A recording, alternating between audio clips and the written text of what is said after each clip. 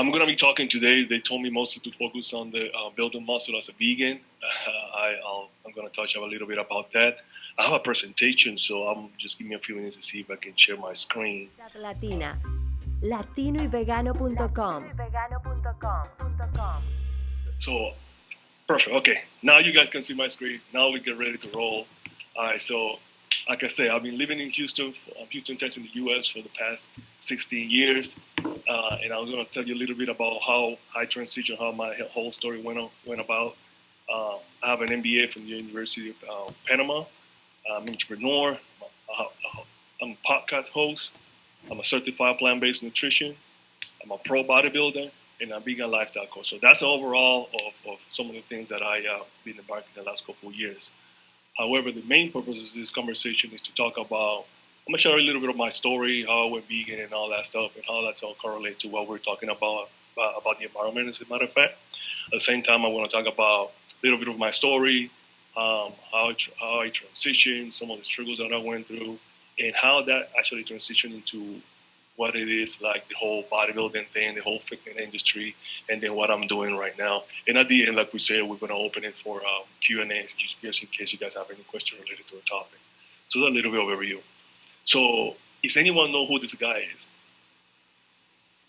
I'm gonna put it up there. See, does anyone know who this guy? Well, not me. This is me. I'm talking about the other guy. Okay, so does nobody know? This guy is called T. Colin Campbell.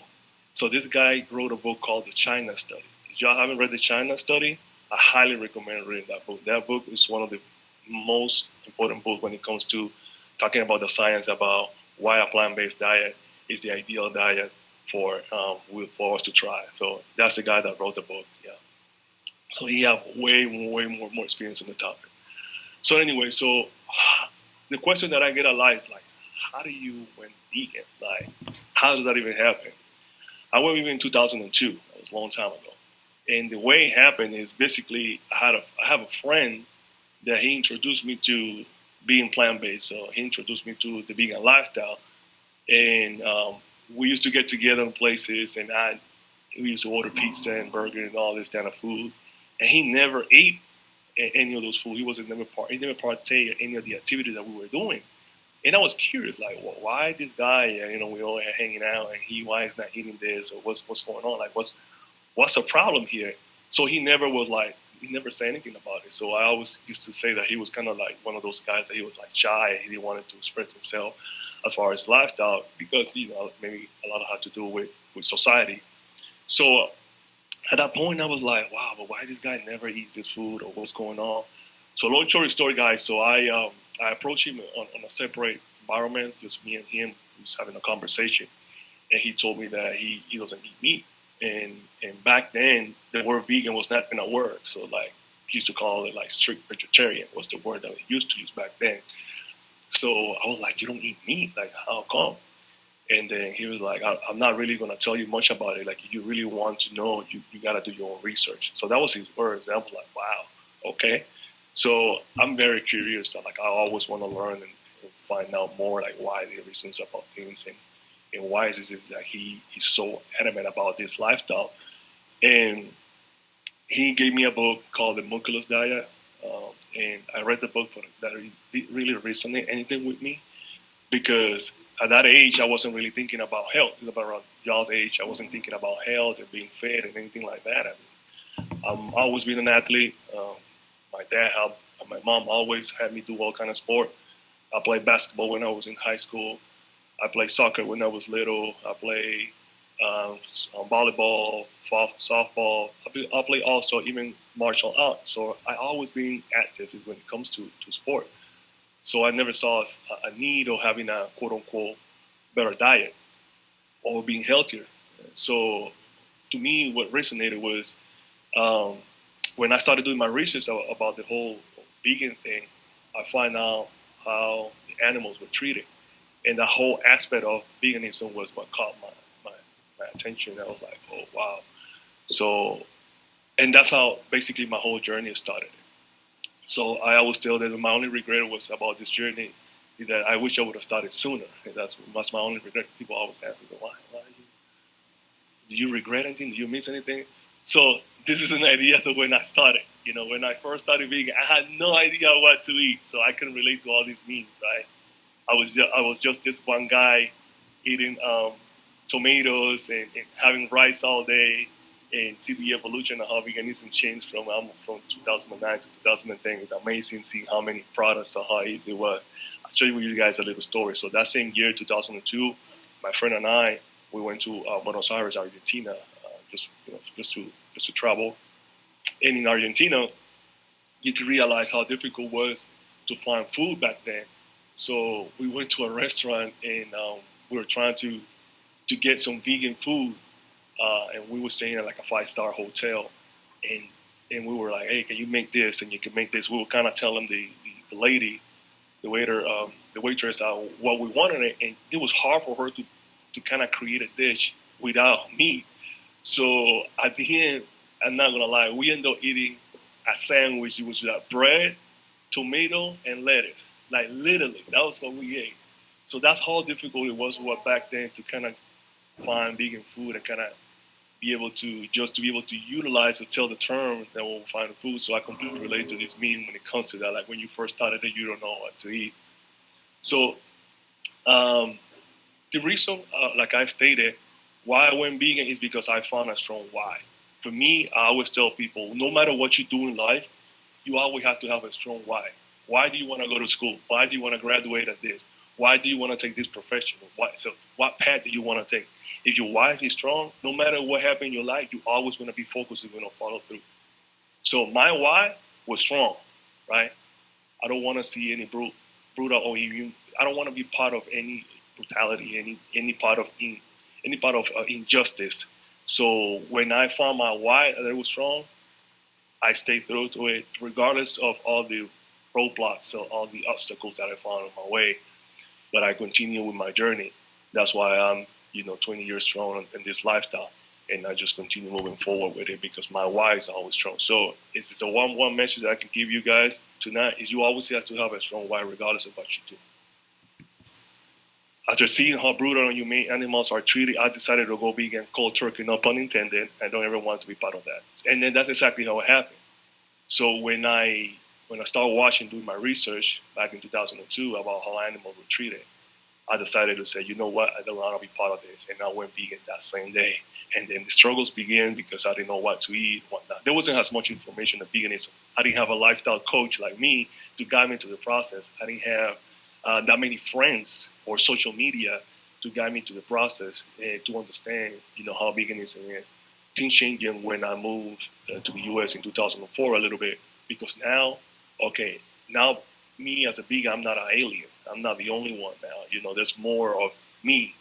There's more people that sympathize with my lifestyle. It's a little bit more profound. So this changed a little bit because I was able to find and gather around people that have similar views. And that's one thing that having a club benefits you because you can always have people that see eye to eye, regardless of the different backgrounds, but at least see each other eye to eye when it comes to one particular thing, one particular why, right? So that was one of the main things that benefited me once I made that move. So how do I turn bodybuilder? How does the fitness come into place?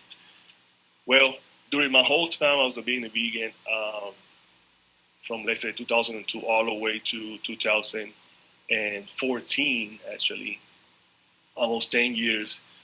That 10 years, so I wasn't really doing anything in the physical aspect. I was just trying to figure it out, what to eat, how to eat, find different type of products. So my journey began at that point. I went from just basically plant-based at the beginning to now starting to completely change my vegan lifestyle, meaning, the clothes I wear, the shoes I have, the products I wear. So all these things started changing right for me. So it was all these different realizations that started happening. I started understanding how everything when the vegan perspective means that I'm not testing an animal. I don't want to be part of any type of zoo or any type of the activity just because all those things affect the cost. At the same time, we all know that the number one cause of greenhouses is animal agriculture. So all those things started happening. I watched a lot of documentary during that time, and so I can get more knowledge and get more seasoning in what the whole movement was and the message was. But since my why was strong, it was hard for me to deviate. At the same time, I was dealing with a lot of people not understanding my lifestyle, losing friends. I dealt with a lot of those things. But again, during that process, I was meeting new people, making new friends, and everything started to make sense to me. So how do the whole sports thing start happening? Like I mentioned earlier, I was being active. I always been into sport. I always loved that aspect of it of life. So it wasn't very difficult. I wanted to find. I already know I have a passion for the lifestyle, but I needed to find a way of how do I stay active and how do I try to become sport and use a sport in some way or somehow. So I remember one time, guys, that I went to a gym here locally, and I had a magazine of I guess like some kind of bodybuilder right on the magazine, and I went to this gym and I asked the guy. He said, "Hey man, I wanna work out. I wanna look like this guy. I wanna look fit and all this kind of stuff." And he was like, "Oh yeah, sure, yeah. You come to my gym and I'll train you. We'll do this. I will teach you with this regimen and all that." Oh, that's cool. That's cool. And I asked him, but there's a caveat though. I'm vegan. He was like, "Oh no way. That's not gonna be even possible." I'm like, "What do you mean it's not possible?"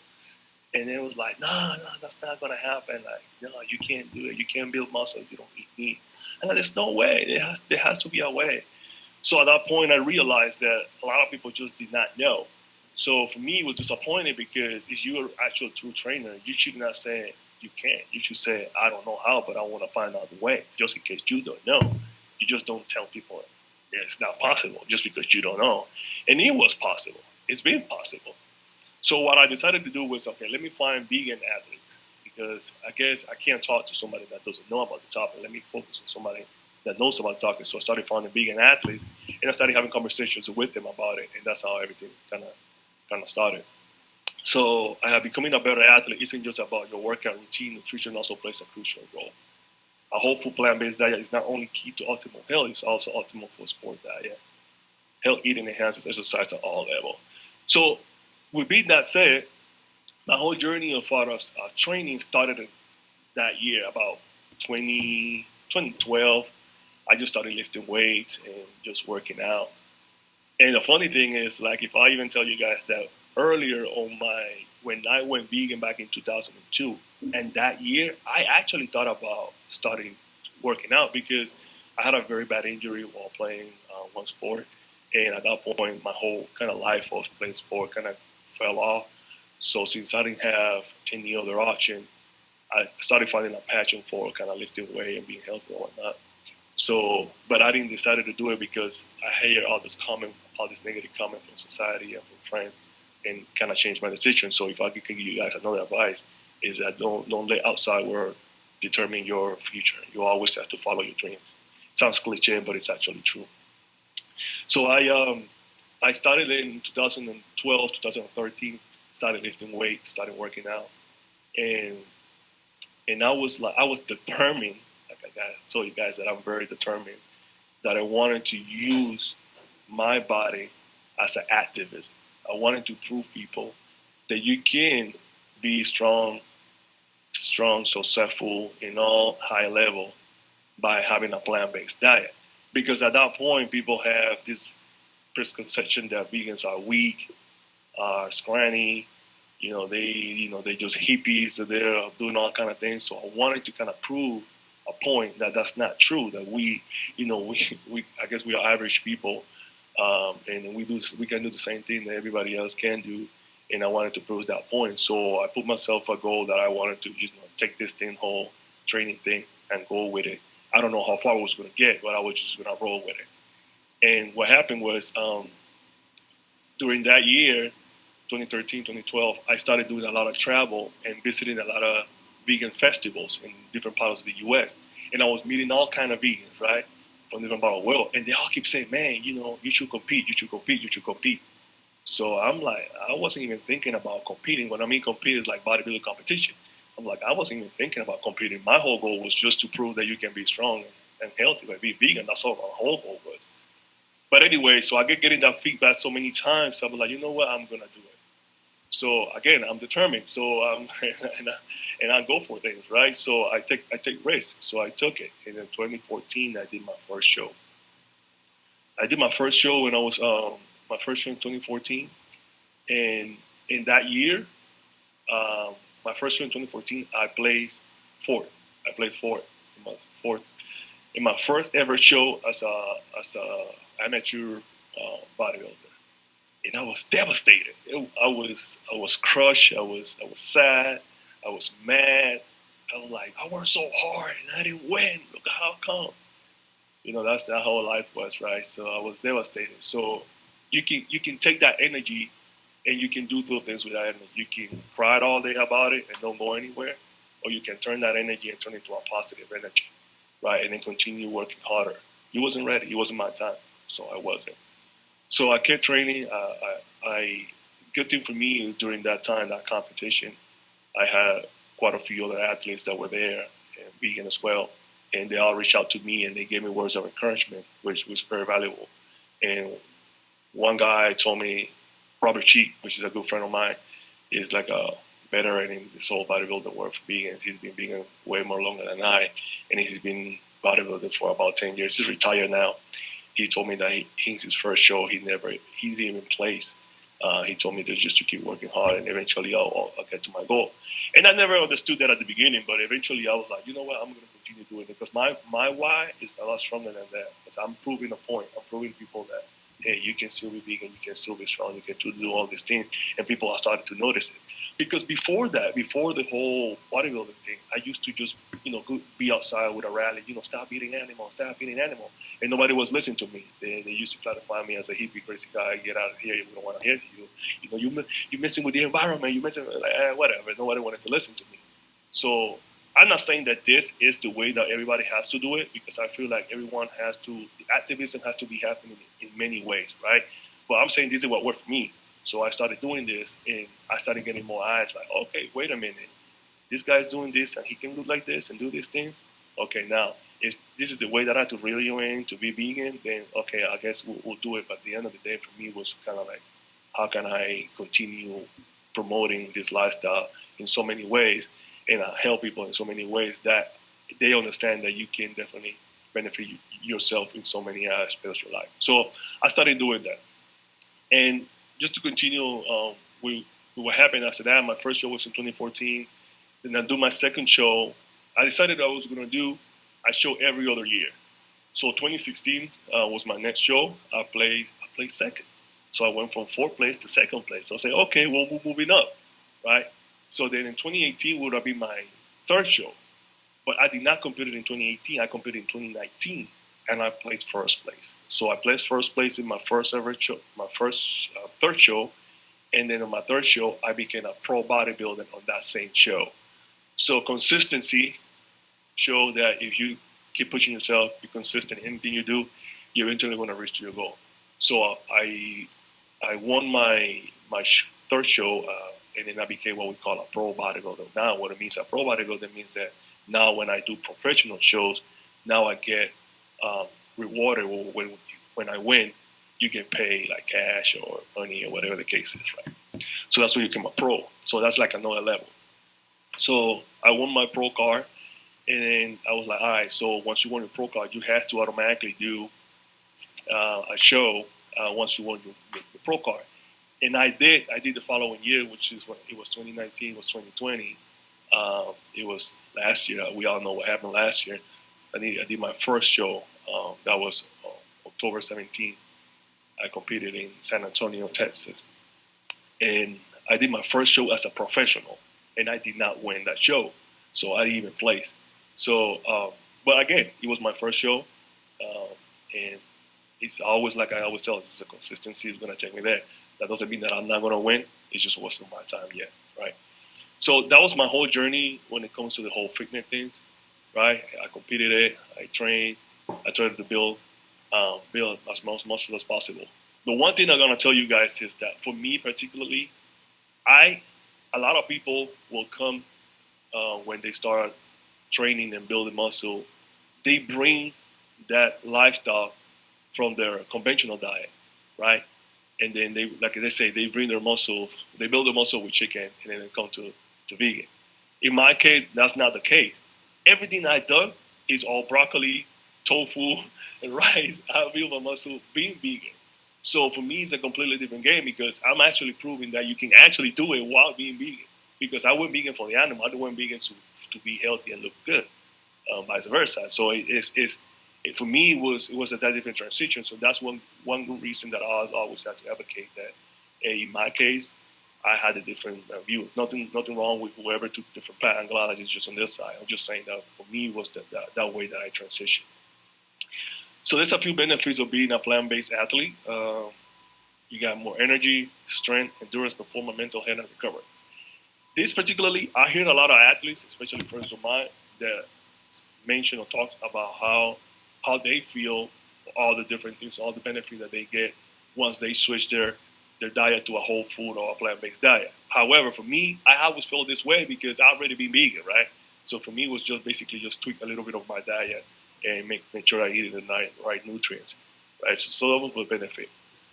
As far as that, this also benefits of just aside from just being an athlete, there's some other benefits of plant-based diet. It helps prevent, treat, in some cases reverse some of the leading causes of diseases. So we have like diabetes, high blood pressure. We got also heart problem. So there's a lot of studies out there that talks about how the benefit of a plant-based diet from a different perspective. And there's about 10 leading causes of that. And six of them are food related to food, and most of them are related to the way people be eating those days, especially a high protein diet. And we have studies that tells you that if you have a plant-based diet, you can definitely benefit yourself or your health. In that sense, it's anti-inflammatory. So a lot of the athletes complain about inflammation all the time. They feel bloated and all these kind of things. If you eat a whole food plant-based diet, definitely you're gonna feel more lighter, reduce your body weight. It's hard to gain excess amount of weight by being vegan. Now, if you eat a lot of junk food, yeah, of course, yeah, we're talking about junk food. Like if you eat Oreos and pizza all day, of course, it's definitely gonna affect your health and as far as gaining weight also. And we all know it's good for the environment, and it's low in saturated fat, food, and cholesterol, and it's rich in fiber, vitamins, minerals, and antioxidants. So that's some of the benefits of having a plant-based diet. And that's outside. We're talking about the athlete standpoint. We're just talking about health standpoint. So building muscle on plants. How's that even possible? So there's basically three ways that you can build muscle, right? One is genetics. You can't control that. Steroids. You could control that, which is not good for you. And then you just weightlifting.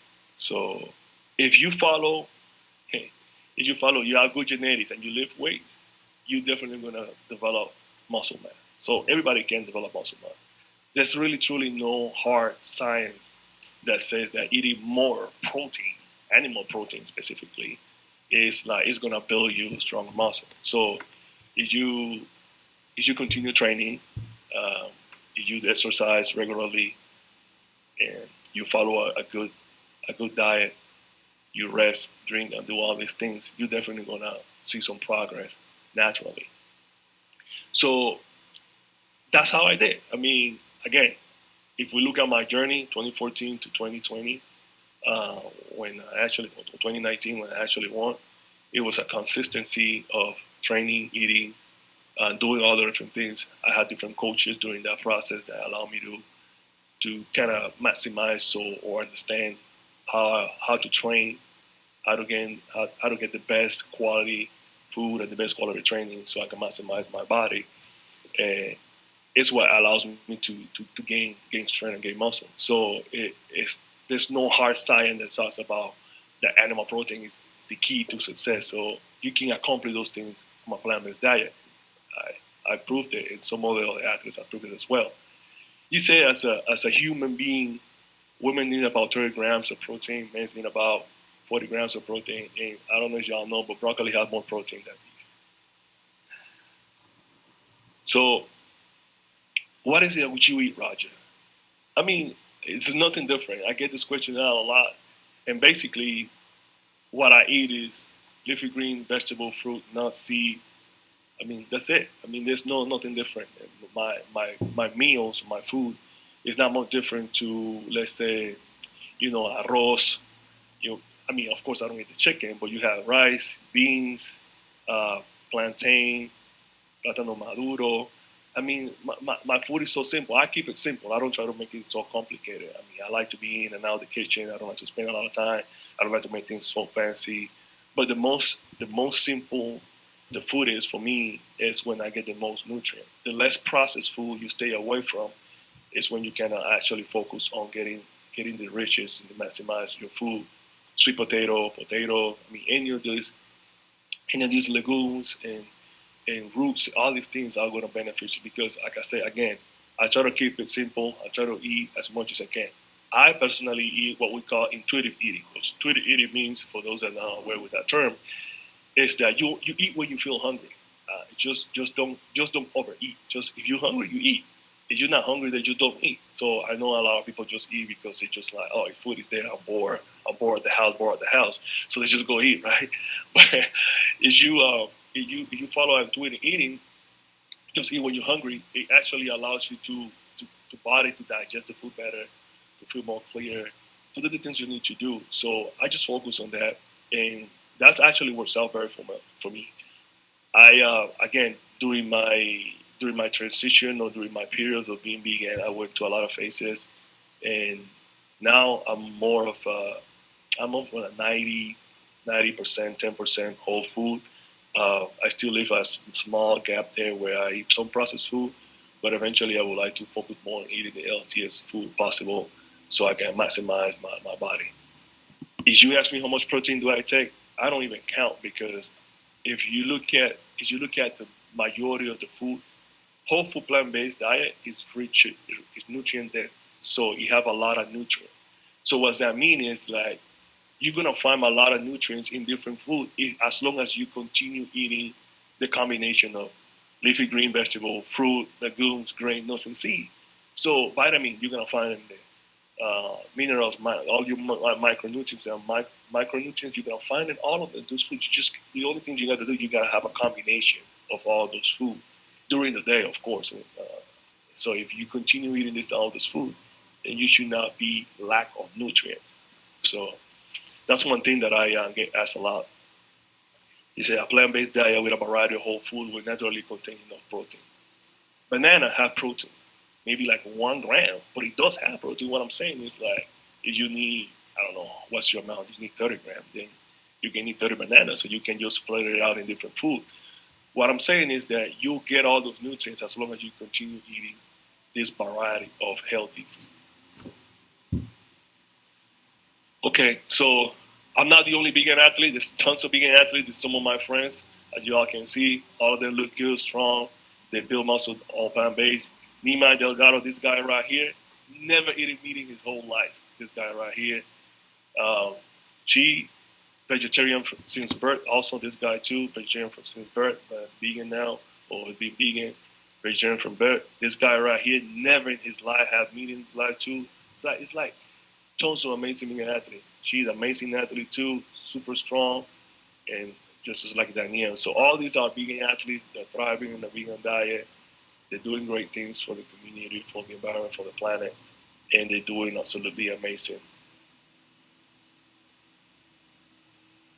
If I could leave you guys with one recommendation of as far as building muscle, about fitness, veganism is one, like I stated, consistency.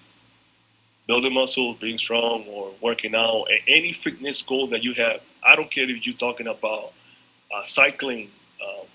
I don't. If you're talking about being in jiu-jitsu, whatever is your discipline that you watch, it doesn't necessarily have to be bodybuilding or fitness or any of those things that we're talking about. No, I don't care what you do. You have to be consistent. You have to put the work. You have to go in it day out, in there, day out, to be able to get good at it, to be able to perfection this craft, to be able to develop a certain level, right? You have to have that passion.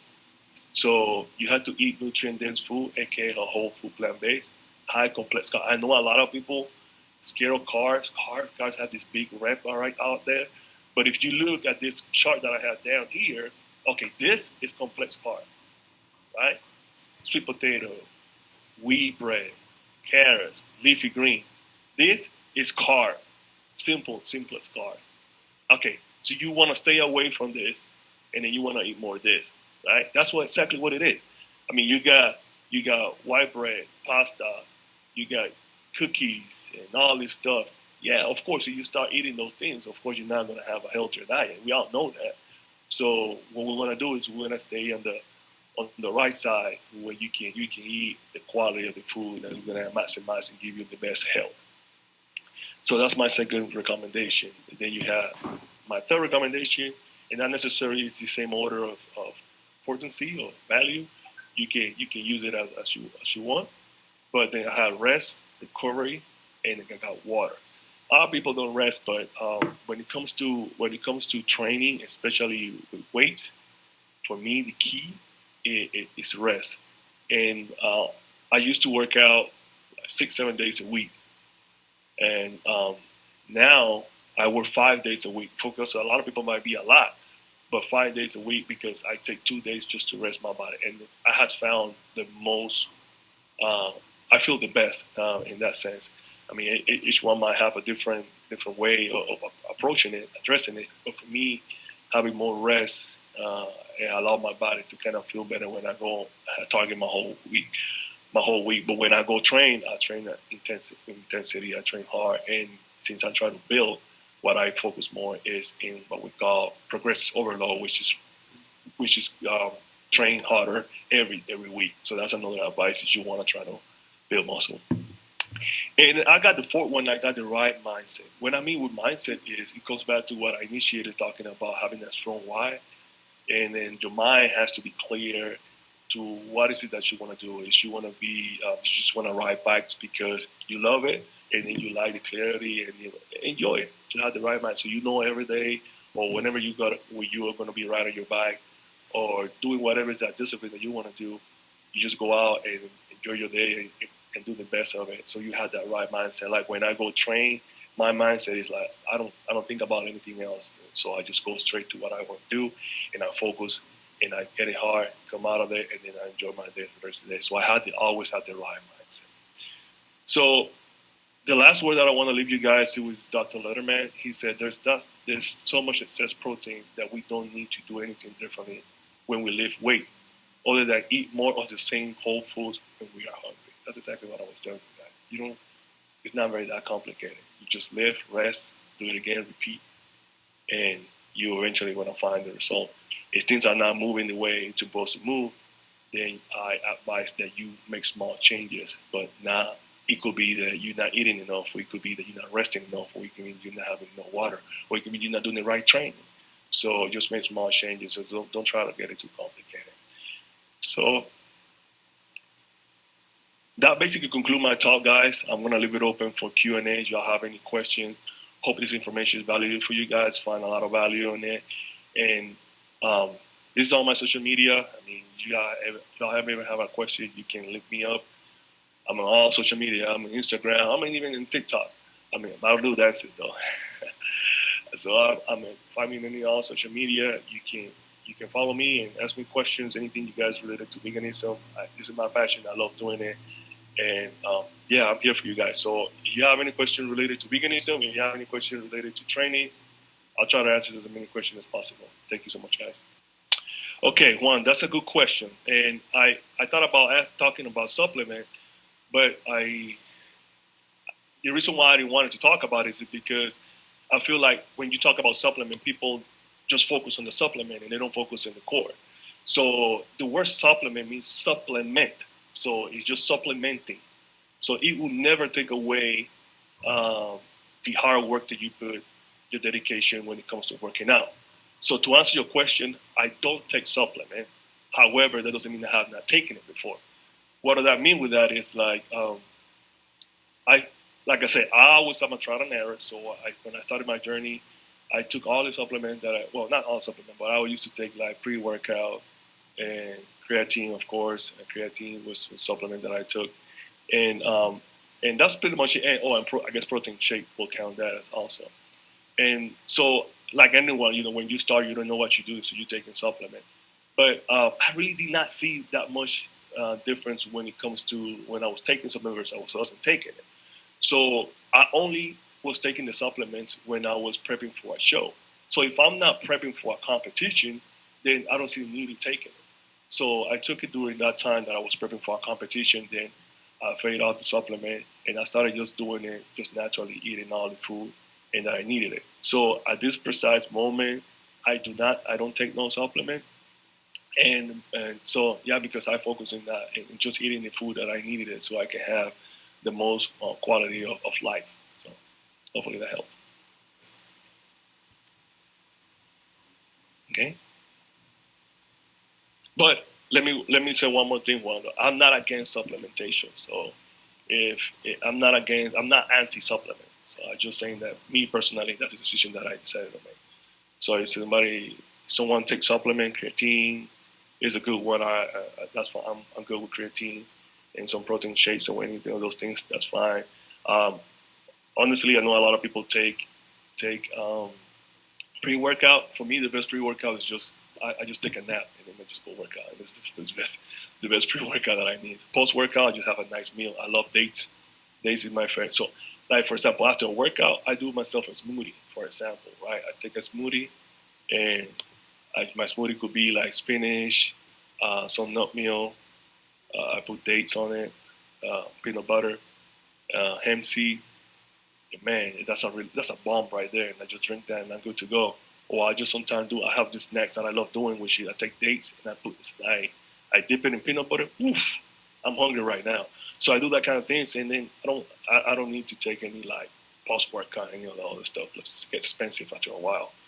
So that's my take on that. I saw another question. Let me see if I can get it. What do you do when you travel as a vegan and trying to find food to eat? Oh, I love this question.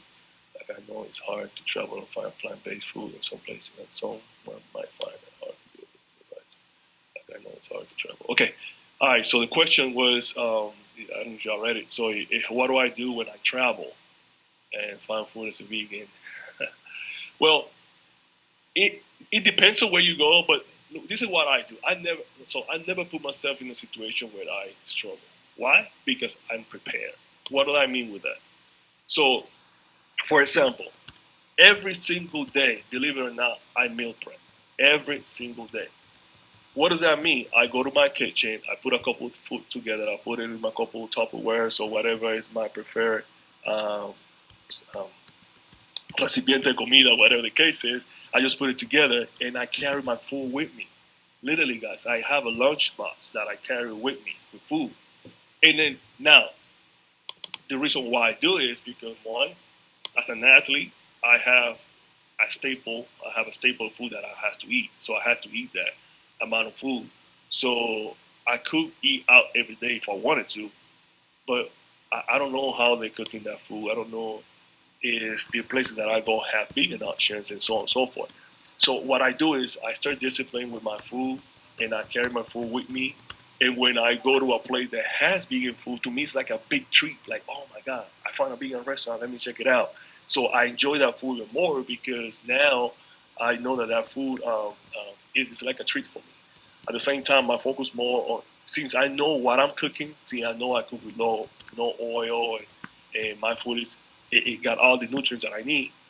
I don't focus too much in eating outside. However, to go back to your question, what a few things you can do. There's an app called Happy Cow. You can download that app, and you can just plug in like wherever is. Let's say no matter what part of the world you're going, you can just plug in the vegan restaurants, and that this app is going to give you a name of all the different restaurants in that area that are vegan friendly or are vegan or vegetarian friendly or whatever.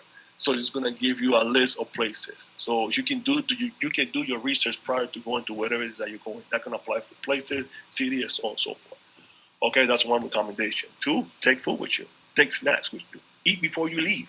So these are my little things that I suggest you doing when you go to places that you might not find any vegan food. However, a lot of grocery stores even in Panama, because I've been there lately, and I have found food.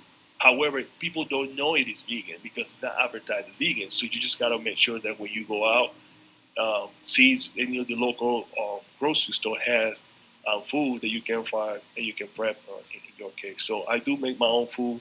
I take food with me, or I do also focus on finding places that offer food. I know some quite a few restaurants around there. Or just ask. You can go to a let's say a Facebook group or Instagram group, and then ask somebody local, especially if they're vegan, if they know anyone in that area that sells food, so you can get food as well. So this is some other things that you can do to kind of not struggle. But hey, man, just take food with you. Take snacks with you. That always help. That you can never go wrong with that. Sometimes when I talk about a lot of this in my program about how the social aspect of veganism. When you go places, sometimes when you go to like, let's say you go to a party and like they might not cater to you. What do I do is I actually cook food and I take it to the party. So what I end up doing with that is like people be like, oh, this is delicious. I didn't even know this was vegan.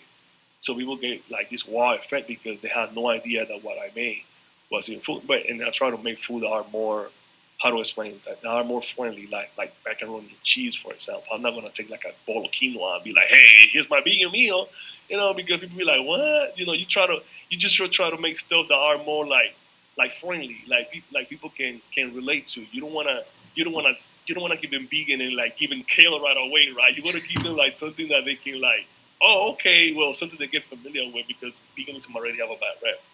So I hope that answered that question. Jordan, you said you feel better with your training when you take 2 days off a reset week compared to just one day. Are those two consecutive days for extended recovery time, or are the 2 days spaced out to the other way? Oh, that's a good question, Laura. Uh, I take 2 days straight, um, but if you do it in between, it's okay too. Because I used to do it that way also. I used to do like 3 days, then take a day off, then do next day, and then work out and then another day. It's fine. It's fine however you want to do it. I don't think it make much difference. For me, it's just for me. I just doing it because it's more convenient, especially because now the gym that I'm working, the schedules on the weekend is horrible, so it kind of affects my whole thing. So for me, it's better in that sense. So I don't think it makes more difference if you do it in between or you do it consecutively. So as long as you take the those 2 days. I mean, you can take one day if you wanted to, but I decided to take 2 days now. What do you think about plant-based food that imitates animal products such as Beyond Meat? Hey, Carmen, what do I think about that? Nothing. I think it's fine because first of all, when they say imitate, I never like to use those terms because I feel like why is imitation? It's just food. It's just food. We just have it's just a vegan presentation of the food or it's a plant-based presentation of the food. I don't see anything negative when it comes to that. I feel like it's a good way to transition people. I think it's a good way of giving people alternative and not make them feel like they're missing out. Because the biggest thing is like people say, oh man, that diet is difficult. I'm missing out on this, or why can't I eat this? So they feel restricted. And I don't know if I never felt restricted. At the contrary, like I feel like I have more abundance of food now. I can just be creative. So for that sense, I think this type of food, that the Beyond Burgers and all the Gardein product, I think it's a good way to help people kind of transition to a plant based. And I think it allows them to kind of get familiar with some of the food. I think it's a good thing. I don't find it a negative thing because if that's what you need to give someone so they can help reduce the animal exploitation, help reduce what we're doing to our planet, and have a better health, then yeah, great. And then eventually, they're gonna find that eating like a whole food. Eventually, it's like another way. So I don't have a problem with that at all. I actually feel that it's good for a lot of companies to kind of focus on that. A lot of people consider vegan to be expensive. Could you explain why that is and how it can be? Can it be a really cheap, relatively cheaper? Yeah, I was talking to my dad the other day about this because he was like, "Yeah, when I think about vegan, I think it's expensive." And I was thinking, like, why would people say that eating vegan is expensive? And I think it's because a lot of people think that you have to buy a lot of organic, organic, a lot of food that is, I don't know, gluten free and all these different things and stuff that I'm putting out there. And with that, I think that people look at those kind of food and you have to get it like in a specific place. Like I gotta go to this specific place to just to find that food. Here in the U.S., a whole food. In Panama, it could be like Rivers Meat or whatever other place, Organica, or whatever other specific place sell this type of food. And and to me is that is you focus on eating whole food, plant based, rice, beans, legumes, fruit. That's not expensive. That's not expensive. Now, if you want to buy, this high processed, Gardein and Beyond Meat, that might turn a little bit expensive. But the same way, buying meat is expensive too. So I don't know. It's more different there. Again, I will focus on eating the basic. Just focus on eating the basic, and that will turn to become expensive. Going out to eat might be a little bit pricey than the rest, just because it has not a lot of demand. So that might be, but eating organic, regardless if you eat organic or vegan or non-vegan, it's still going to be a higher price that you're going to pay for food. So I don't see that much different there. So my advice there is like focus on eating the basic, whole food, plant based, and then that shouldn't be expensive for you because you can buy stuff in bulk. You can buy rice in bulk. You can buy oats meals in bulk, and you can fruits are not very expensive. Well, la Feria Libre, you can buy all those things. So to me, it's like depending on what you're buying, you can find expenses. You can find a lot of food in the animal kingdom that are expensive too. So I don't know why it's okay for vegans to have higher prices, but then the other foods now. So that's my advice with this. If you focus on whole food, you'll be okay. You won't find it expensive. The other thing that I always have to tell people when they tell me that is like, okay, so is you okay? Let's say like literally speaking, veganism is expensive or eating vegan is expensive. What is more? What do you value the most? Do you want to save yourself a trip to the doctor, which is going to cost you a lot more money, or you want to put that money up front by buying quality food and living a better life? So you got to choose what's most important to you.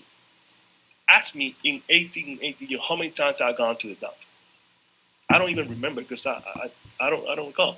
And I'm saying it because if you continue eating the food that you're eating, it's going to affect your health. So for me, I'm a proven person. People told me that I was going to die the first full month of going vegan. The first month, I'm still thriving because we keep it simple. We eat basic food, whole food. We exercise, we rest. We try to keep all that stuff, stress away from us. Simple as that. So, what do you value the most? You want to put that money up front and eat healthy, quote unquote, because it will cost you a little bit, or you want to focus on going to the doctor and paying high bills and medical. All right, so let's see who else we got here.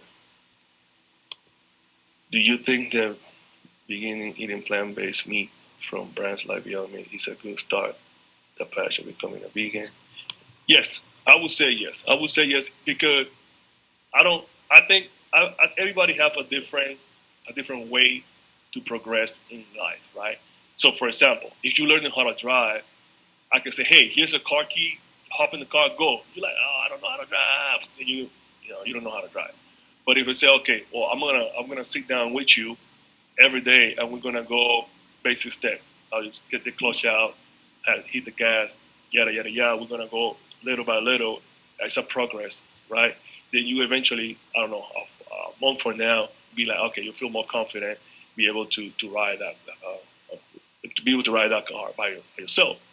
I use the same analogy to saying, okay, if eating this type of food is a way of getting you off, getting you into veganism, getting you off like eating meat, for example, fish, dairy, and all those products, then I totally feel like, okay, you should definitely try it because it's going to allow you to kind of transition. It's like a transition period. Just don't stay 20 years like, oh, I'm still 20 years eating this food because I'm transitioning. I'm saying, but at the same time, it's a way for you to transition. So I highly do recommend that you start there, especially if you just is veganism from the health is not your main focus. So you should be fine. Do you think, okay, do you take supplements and which ones? Okay, how much do you spend on supplements and blood? I think we already talked about the supplement question, but I'm going to talk a little bit about it more. It's still not clear. Pascal, I have not done a blood test lately, and that's something that I thought about, but I have not done it, so I can't speak about blood tests. And supplements itself, yeah, I don't take supplements, but I used to take supplements, what I was saying. The supplements for working out are not necessary. They just supplement your workout. I always focus on eating right, training, getting the right sleep. And then, to me, those are more important. Once you master those things, then you can think and start about talking about supplement. I don't take no pre-workout, post-workout. I don't even take protein shake. However, if I'm training for a show, I might do a protein shake just because of the intake. And that's going to change because now I'm learning a lot more about fitness and nutrition that I think that's going to change. But in my last show, which was last year, I did use powders, especially for the amount of food that I needed to eat. But like I said, I'm learning more into this space, so I'm definitely going to change a little more of my habit. But for my regular day-to-day, I don't see the need. I focus on eating food, high-dense, rich food, just eating plant-based, and that's giving me sufficient energy that I need. I don't take anything else. Any more questions, guys? I think we've got to get back to class. So thank you so much, Roger, for taking time out of your busy day and schedule for joining us and for giving us a little bit of inspiration. We've been talking about sustainable food, and we'll continue to do that this week. And it's been really great to have someone that is an athlete that we can all look up to show us that it is possible. So thank you so much. Gracias por escuchar Latino y Vegano, un show donde se habla todo lo relacionado sobre el veganismo entre la comunidad latina. No olviden suscribirse a este podcast, seguirnos en Instagram, Facebook, YouTube y a visitarnos en latinoyvegano.com.